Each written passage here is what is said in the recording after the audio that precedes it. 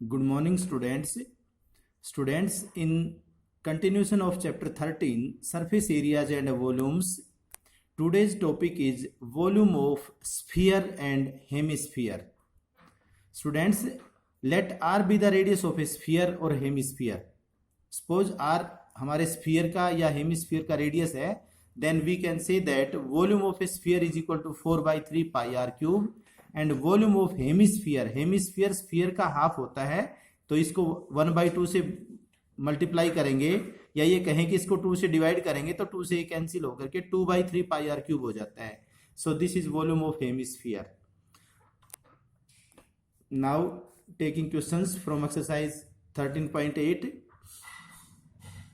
Students, first question is find the volume of a sphere whose radius is this and this.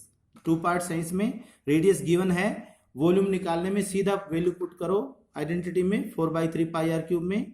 Are cube का मतलब होता है R into R into R. 3 बार multiply करेंगे तो ये आर की जो वैल्यू है उसका डेसिमल हटा करके 3 टाइम्स लिख देंगे और सोल्व कर लेंगे. नेक्स्ट कहता है find the amount of water displaced bye A solid spherical ball of diameter. यहाँ पर स्फेरिकल बॉल का डायमीटर दे रखा है. पहले हम स्फेरिकल बॉल का रेडियस लिखेंगे, फिर उसका वॉल्यूम कैलकुलेट करेंगे. स्टूडेंट्स, स्फेरिकल बॉल का जितना वॉल्यूम होगा वो उतना ही वाटर डिस्प्लेस करेगा. अगर हम किसी वाटर में इसको इमर्ज करते हैं तो ये volume of water displaced by the body is equal to the volume of the body. ये इस प्रिंसिपल को फॉलो करते हुए इसका हम वॉल्यूम निकाल लेंगे. इसमें हमने डायमीटर ऑफ स्फेरिकल बॉल लिखा, फिर इसका रेडियस लिख दिया और हम कहेंगे amount of water displaced by the ball. Ball कितना वाटर डिस्प्लेस करेगी, कितना पानी हटाएगी, उसके वॉल्यूम के बराबर, तो वॉल्यूम ऑफ बॉल. तो वॉल्यूम ऑफ बॉल में इसका वैल्यू पुट करके इसको कैलकुलेट आप खुद करेंगे. नेक्स्ट क्वेश्चन है diameter of A metallic ball is 4.2 centimetre. What is the mass of the ball if the density of the metal is given. Students, ये diameter है बॉल का, मेटालिक बॉल का.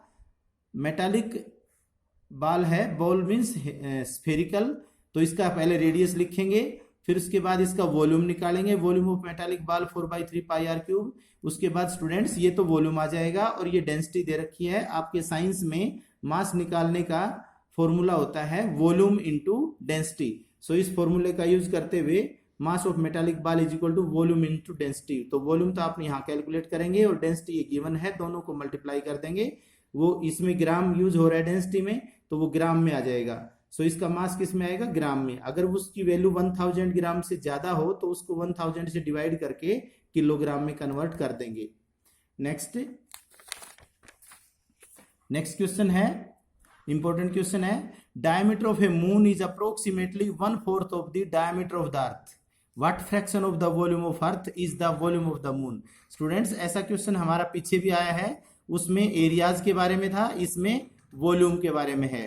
सो स्टूडेंट्स, यहां पर हम diameter of moon का diameter कहता है is approximately 1/4 of the diameter of earth. तो हम अर्थ का डायमीटर मानेंगे 8x, तो मून का हो जाएगा इसका 1/4. इसको 4 से डिवाइड कर देंगे, मून का हो जाएगा 2x. ये डायमीटर आ गए. अब इनका हाफ हाफ करेंगे तो रेडियस आ जाएगा. रेडियस ऑफ अर्थ 8x का हाफ हो गया 4x और रेडियस ऑफ मून 2x का हाफ हो गया x. सो हमने ये 8 इसलिए माना कि इसमें फ्रैक्शन नहीं आया. अगर आप 8 से कम मानेंगे तो इसमें फ्रैक्शन आएंगे. कैलकुलेशन में ज्यादा सावधानी बरतनी पड़ेगी, बाकी क्वेश्चन सही आएगा. तो fraction of volume of earth, इसकी भाषा में ये लिख देंगे हम, fraction of volume of earth is the volume of moon. अगर ये ऐसे होता कि fraction volume of earth to the volume of moon, 2 अगर आ जाता तो अर्थ का वॉल्यूम ऊपर लिखते, मून का नीचे लिखते. लेकिन यहाँ फ्रैक्शन ऑफ वॉल्यूम ऑफ अर्थ पूछा है, तो अर्थ का कितना फ्रैक्शन है, तो ऊपर मून का वॉल्यूम लिखेंगे और नीचे अर्थ का वॉल्यूम लिखेंगे. इसके बाद इनको कैलकुलेट करेंगे, 1/64 आ जाएगा. ये फ्रैक्शन आ गया. नेक्स्ट क्वेश्चन है students, how many litres of milk can a hemispherical ball of diameter इतना कैन होल्ड.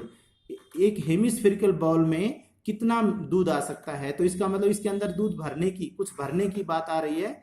सो इसका हम वॉल्यूम निकालेंगे. तो हेमिस्फेरिकल बॉल का पहले डायमीटर से रेडियस लिख लो, उसके बाद हेमिस्फेरिकल बॉल का वॉल्यूम निकाल लेंगे. और ये वॉल्यूम जो ये सेंटीमीटर क्यूब में आएगा, सो इसके लीटर बनाएंगे। इसने पूछा how many litres of milk can it hold, तो इसमें कितना दूध आ सकता है, कितने लीटर। तो लीटर बनाने के लिए सेंटीमीटर क्यूब को 1000 से डिवाइड कर देंगे। 1000 से डिवाइड करने के बाद वो सेंटीमीटर क्यूब में चेंज हो जाएगा। इसको 1000 से डिवाइड कर दिया, लीटर्स बन गए, और इसको डिवाइड करके डेसिमल में आंसर निकाल दिया। तो therefore hemispherical bowl can hold इतना litres of milk. Next question है, इंपॉर्टेंट क्वेश्चन है, a hemispherical tank is made up of an iron sheet 1 centimetre thick. ये हेमिस्फेरिकल टैंक है स्टूडेंट्स, हेमिस्फेरिकल जैसे इस तरह से होता है, देखिए मैं समझाता हूं। हेमिस्फेरिकल टैंक ऐसे है, ये इसकी ये मोटाई है शीट की, और ऐसे बना हुआ है ये हेमिस्फेरिकल टैंक। तो कहता है कि इसकी जो ये सीट है, ये सीट है, इस सीट की मोटाई जो है, इस सीट की मोटाई 1 सेंटीमीटर है। तो कहता है कि, और ये मेटल सीट से बना हुआ है, ये हेमिस्फेरिकल टैंक किसी मेटल से बना हुआ है। तो इसमें मेटल कहां लगी हुई है, इसकी दीवारों के अंदर, इसमें सरफेस में, अंदर खाली है। तो कहता है students, hemispherical tank is made up of iron sheet 1 centimetre thick. If the inner radius is 1 metre, then find the volume of the iron used to make the tank. इस टैंक को बनाने में कितना आयरन यूज हुआ। तो iron तो इसकी body के अंदर जो है यूज हो रहा है, तो हम इसका वॉल्यूम कैसे निकालेंगे स्टूडेंट्स। इसके लिए हम ऐसे करेंगे, पहले इनर रेडियस दे रखा है, उससे इनर वॉल्यूम निकाल लेंगे। फिर इनर रेडियस के अंदर, रेडियस में हम ये थिकनेस जोड़ देंगे तो आउटर रेडियस हो जाएगा, और आउटर रेडियस से फिर आउटर वॉल्यूम निकाल लेंगे, और आउटर वॉल्यूम में से इनर वॉल्यूम जब घटाएंगे तो उसके अंदर जो मेटल लग रही है उसका वॉल्यूम आ जाएगा। सो इनर रेडियस हमने लिखा 1 मीटर लिख दिया। उसके बाद थिकनेस ऑफ सीट की थिकनेस है 1 सेंटीमीटर, ये मीटर में दे रखा है, तो हमने इसको मीटर में चेंज कर दिया 1/100 मीटर, तो ये डेसिमल में आ गया। अब इस इनर रेडियस के अंदर थिकनेस को जोड़ेंगे तो आउटर रेडियस आ जाएगा। आउटर रेडियस को कैपिटल आर से मान लें, इनर रेडियस को स्मॉल आर से मान लें। तो 1 में प्लस 0.01 जोड़ेंगे तो 1.01 आएगा। ये इसका डेसिमल हटा दिया, 101/100 मीटर आ जाएगा। अब देखिए स्टूडेंट्स, आप इसको ऐसे भी कर सकते हैं, volume of iron sheet used in hemispherical tank. इस टैंक में कितनी आयरन शीट यूज हुई, outer volume minus inner volume. तो आउटर वॉल्यूम का formula 2/3 pi R cube, inner volume का 2/3 पाई आर क्यूब। ये हेमिस्फेरिकल है, इसलिए हेमिस्फीयर की वो आइडेंटिटी यूज हुई है। तो 2/3 कॉमन ले लिया हमने, 2/3 पाई कॉमन ले लिया, अंदर देखिए capital R cube minus small are cube. Students आपको ये समझाने के लिए है, आप इस होलो हेमिस्फीयर का डायरेक्ट वॉल्यूम निकालने में आप डायरेक्ट ये फॉर्मूला यूज कर सकते हैं। ये मैंने यहाँ इधर हिंट लिखा है, ये हिंट आपको नोट करने की जरूरत नहीं है, बस याद रखना है कि होलो अगर हेमिस्फीयर है तो आप उसका वॉल्यूम निकालने में डायरेक्ट ये फॉर्मूला यूज कर लो, 2/3 पाई, और इनटू में लिखेंगे capital R cube minus small are cube. अब कैपिटल आर और स्मॉल आर की वैल्यू रख के उनका क्यूब करेंगे। सो आप इसको सोल्व कर लेंगे। इससे आगे देखिए ध्यान से करेंगे, 101/100 क्यूब माइनस 1 क्यूब, इसका क्यूब करेंगे तो 101 का 3 बार मल्टीप्लाई करेंगे, ये आएगा। नीचे 100 को 3 बार मल्टीप्लाई करेंगे तो 1 ही रहेगा, और 2 0 के 6 0 हो जाएंगे, और ये एलसीएम लेकर के सिंप्लीफाई हो गया। ये मीटर क्यूब में इसका वॉल्यूम आ गया, डेसिमल में निकाल दिया हमने। इसके बाद ये हमने जो अभी बताया वो नोट लिख रहे हैं यहाँ पर। अगर आप होलो स्फीयर है और होलो हेमिस्फीयर है तो उसका आप अलग अलग ना निकाल के डायरेक्टली जो है आइडेंटिटी यूज कर सकते हैं। सपोज स्मॉल आर तो इन रेडियस है और कैपिटल आर आउटर रेडियस है, स्फीयर में भी और हेमिस्फीयर में भी। तो volume of hollow sphere 4/3 pi bracket में capital R cube minus small are cube. Volume of hollow hemisphere 2/3 pi capital R cube minus small are cube. सिर्फ ये 2 और 4 का डिफरेंस है, तो आप ये डायरेक्ट ये फॉर्मूले भी यूज कर सकते हैं। ये फॉर्मूले हमें शुरू में स्टार्टिंग में जो आइडेंटिटीज हैं आज के लेसन में वहीं पर हमें लिखनी चाहिए थी।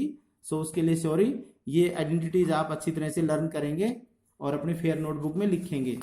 नेक्स्ट है find the volume of a sphere whose surface area is इतना। स्टूडेंट्स यहाँ पर सरफेस एरिया दे रखा है, सरफेस एरिया लिख करके सरफेस एरिया के नीचे सरफेस एरिया का फॉर्मूला लगा दें और यहाँ पर पाई की वैल्यू पुट कर दें, आर स्क्वायर से हमारा आर आ जाएगा। अब आर आने के बाद आप इसका वॉल्यूम कैलकुलेट कर लेंगे, find the volume of sphere, आप इसका वॉल्यूम खुद कैलकुलेट करेंगे।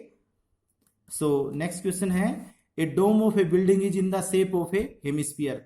डोम का मतलब होता है छत। स्टूडेंट्स, किसी बिल्डिंग की, आजकल बिल्डिंग सभी जो है उनकी छत तो हम प्लेन होती हैं, बट पहले जो है जो बिल्डिंग्स होती थी उनकी छत, जैसे टेम्पल होता है उसकी जो ऊपर छत है वो कोण की शेप में होती है, ऐसे ही मस्जिद जो होती हैं उनकी जो छत होती है, उनके जो रूफ होती है वो हमारी हेमिस्फीयर की शेप में होती है, उल्टा हेमिस्फीयर जैसे लगा रखा हो।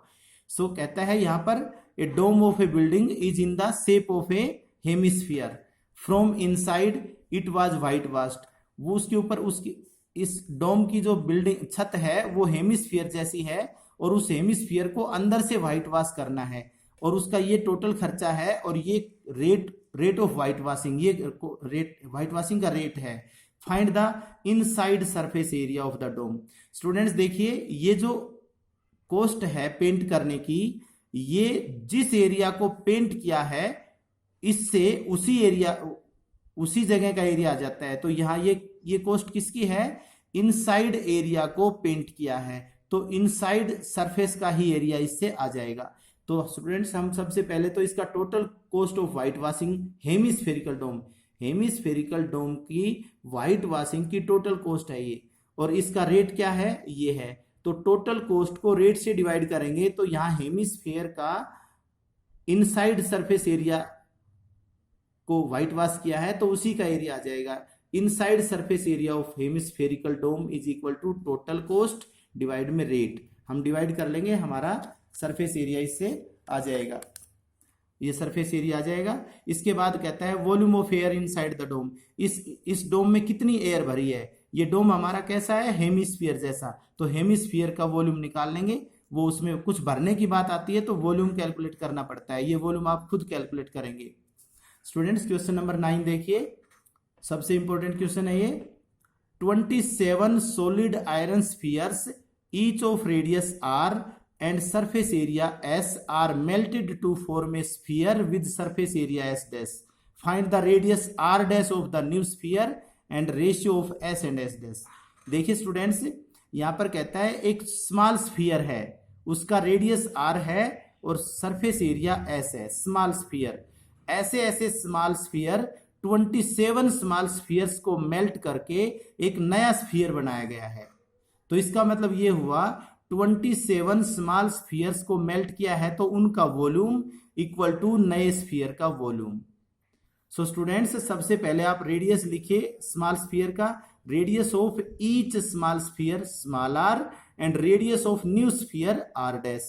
अब स्टूडेंट्स, हमारा क्वेश्चन ये कहता है कि जो नया स्फीयर है वो कैसे बना है, वो 27 स्मॉल स्फीयर्स को मेल्ट करने से बना है। तो इसका मतलब volume of new sphere equal to 27 into volume of one small sphere. तो न्यू स्फीयर का वॉल्यूम में तो स्फीयर का ही फॉर्मूला लगेगा, 4/3 पाई। इसका रेडियस कौन है, आर डैश, तो इसके रेडियस के स्थान पर आर डैश लगा के ब्रैकेट से बाहर क्यूब लगाएंगे।